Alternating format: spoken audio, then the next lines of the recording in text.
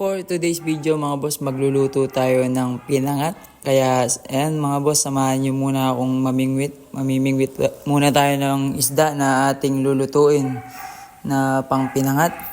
Ayan, may mga nahuli na tayo at tuloy-tuloy lang na nakakahuli tayo mga boss. Yan yung tinatawag naming liwalo dito sa aming lugar.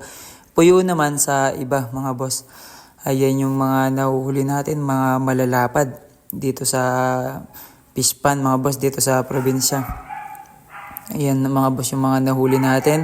At yan mga boss, agad-agad ko itong sinalin sa isang lagayan, no? At nilagyan ko rin ng tubig mga boss. Ayan yung ating mga nahuli. Nilagyan ko yan ng tubig mga boss para kinabukasan doon muna natin sila iluluto para lumabas yung kanilang mga kinain mga boss, kasi di naman natin alam kung ano yung mga kinain ng mga yan mga boss.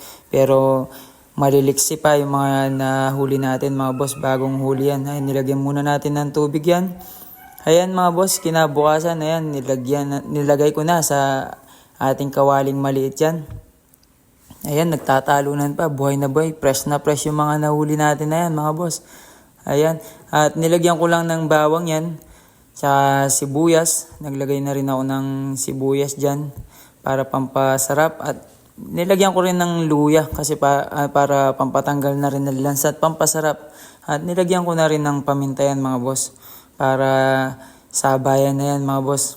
At naglagay na rin ako ng asin na pampalasa, at nilagay ko na yung ating sampalok na pampaasim sa kanila mga boss. Naglagay na rin ako ng konting tubig. At ayan mga boss, sinalin ko na yan sa ating lutuan na dikahoy mga boss para lalong masarap yung pagkaluto ng ating pinangat na isda. At ayan mga boss, habang naghihintay tayo ng ating niluluto. At ayan na nga yung ating nilulutong pinangat mga boss. Nilagay ko na yung ating talong para sumabay na rin sa paglambot. At nilagay ko na rin yung ating siling green mga boss. Ayan, naglagay ako ng siling green pampaanghang sa ating niluluto mga boss. At ayan na nga yung ating nilulutong pinangat mga boss. Kumukulo na at malapit nang maluto yan mga boss.